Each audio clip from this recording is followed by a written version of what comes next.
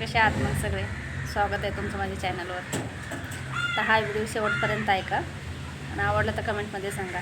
आज व्हिडिओ बनवायचा मुद्दा म्हणजे आज घरातल्याबद्दल नाही बोलत, पहिल्या विषयावर नाही बोलत. आज मी गावाच्या विषयावर बोलते. तर हे गावाला जाते ना मी महिन्याला 15 दिवसाला. पहिले जायचे महिन्याला जायचे, आता 2 महिने झालं काही गेलेच नाही. तर काही लांबचे न बोलता आपल्याच घरातले मला म्हणतात, म्हणजे माझ्याच घरातले असंच म्हणायचं की झाला वय नात वावर जमीन करण्याचा नाद पुरा झाला का? आता सोडून दिली का जमीन करायची? तुम्हाला काय माहिती सोडून दिली का करते म्हणून? 20 वर्षातून मी गावी गेले म्हणल्याच्या नंतर सगळं तिथं उभा केलं, सगळे जिथलं तिथं केलं, सोडून देणार आहे मी? तुम्हाला असं वाटतं का? तुम्हालाच वाटतं मी सोडून द्यावं म्हणून? मी हार मानण्यातली बाई नाही आहे, तुम्हाला वाटत असेल. मी आतापर्यंत पण जिद्दीने पुढं आलेले आणि इथून पण जिद्दीनेच पुढं जाणार. सोडून नाही देणार मी गावचा विषय, कधीच नाही सोडून देणार. वावर करणार म्हणजे करणारच.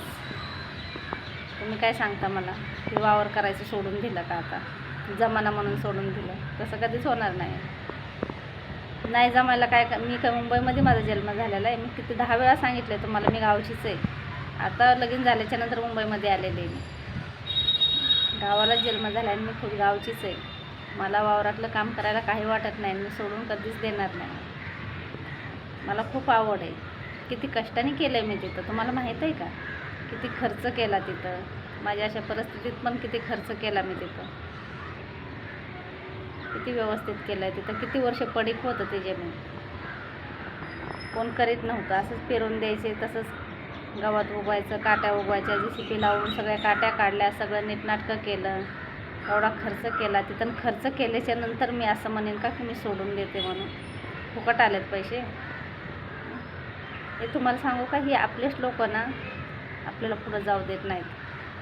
काहीतरी बोलायचं, एखादा करीत असलं तर काहीतरी म्हणायचं. त्यांना आवडतच नाही आपण पुढं गेलेलं.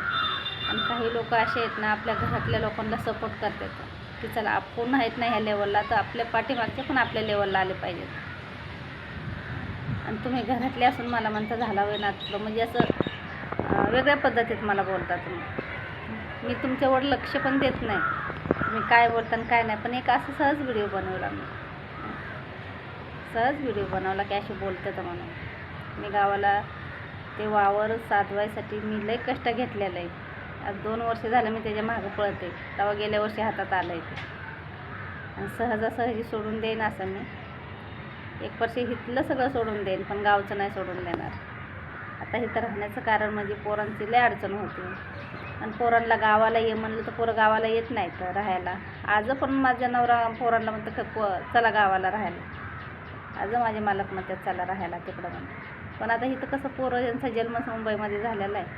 त्यांना अचानक गावाला नेऊन ठेवायचं म्हणलं तर नाही जमत ना.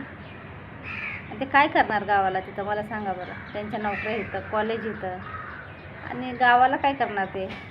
त्यांना का लगेच शेतीतलं काम जमणार आहे?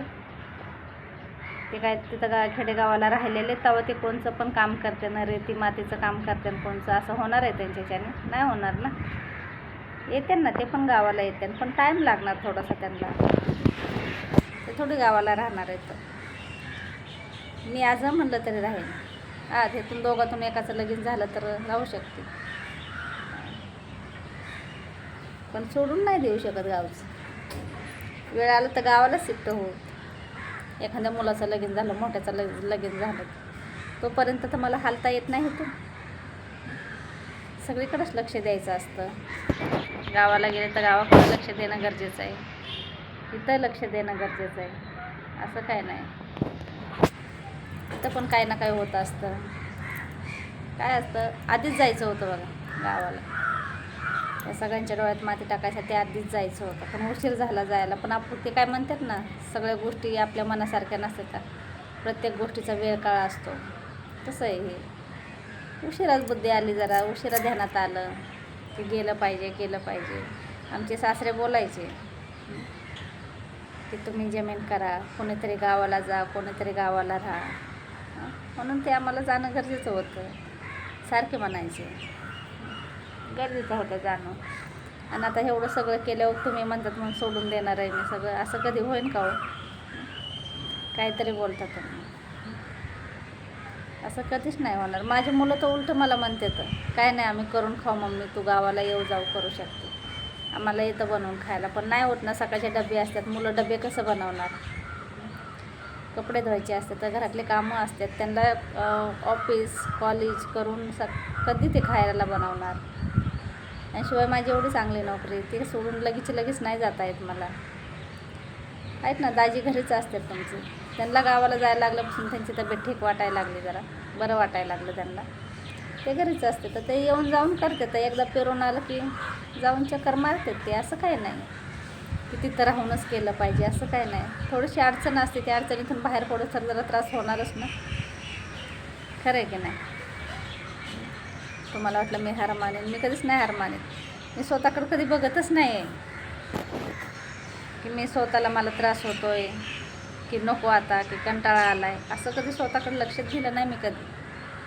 म्हणजे काम मुलं परपंच ह्याच्याकडेच लक्ष, स्वतःकडे नाही लक्ष दिलं कधी. आता लक्ष देणार आहे स्वतःकडे मी, कधीच नाही.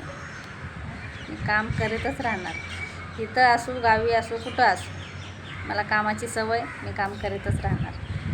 मग मला जायचं नव्हतं गावाला तर मी हा घाट घातलाच नसता ना की मला आवडत नाही गावाला जायला म्हणून, तुम्ही म्हणता त्यानुसार, की मग मी हे सगळं नादी लागलंच नसते ह्या गोष्टीच्या, गावाला जायचं का नाही जायचं हे केलंच नसतं मी. मला आवड होती शेतीची, लय वर्षापासून माझ्या डोक्यात होतं की नाही गावाला आपण काहीतरी करायचं म्हणून. मालकाला पण माझ्यासारखी सारखी बोलायचं मी की गावाला काहीतरी करायचं आपल्याला म्हणून, बोलायचे त्यांना पण सारखी. ते कानामागं टाकायचे, नको आपल्याच्याने होईन का नाही असं वाटायचं त्यांना. पण नाही केलं, ते सगळं व्यवस्थित झालं आहे. आता बोर घ्यायचा बाकी आहे फक्त. आता पावसाळ्याच्या तोंडी नाही बोर घेऊ शकत, पाणी पण नाही, स्वतःचं पाणी नाही आपलं तिथं. हाय सध्या एवढं पीक पावसाच्या ह्याच्यावर पाण्यावर येईन, पण बोर घेतला की कामच झालं.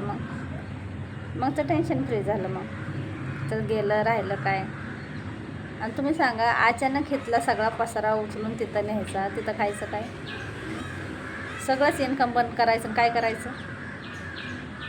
चालूमध्येच कामं करायचे असतात का, इकडं थोडं बघायचं असतं, तिकडं थोडं बघायचं असतं. नाच सोडून कसा देईन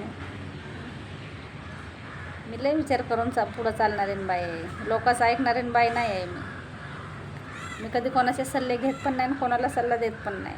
मी माझ्या डोक्यानेच चालते, माझ्या हाताने गोष्ट कोणती माझी वाईट घडून किंवा चांगली घडून, ती मीच माझा निर्णय घेते, कधी पण दुसऱ्याचं नाही ऐकत मी. खरं आहे का नाही. दुसऱ्याच काय ऐकायचं, आपण पैसा खर्च करायचा, आपण कामधंदे करायचे, लोकांचं कशाला ऐकायचं. तेवढं कळत आहे ना आपल्याला, खरं आहे ना. आवडला व्हिडिओ तर कमेंटमध्ये सांगा. ते बोलत होते ना की तुम्हाला जमणार नाही, आता झाला वय नाद पुरा, त्याच्यामुळे हा व्हिडिओ बनवला.